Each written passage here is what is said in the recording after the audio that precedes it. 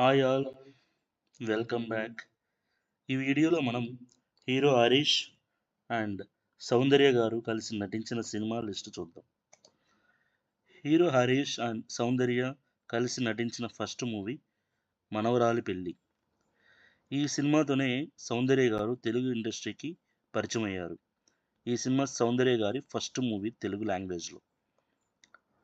మనవరాలి పెళ్ళి సినిమా 22 జనవరి 1993లో రిలీజ్ అయింది.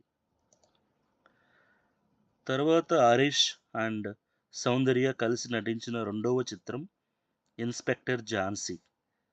ఈ సినిమా 28 జూన్ 1993లో రిలీజ్ అయింది.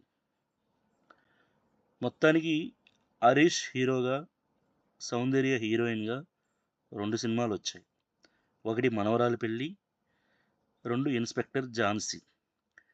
మనవరాలి పెళ్ళి సౌందర్య గారిది Telugu first movie. Thank you for watching. Have a great day.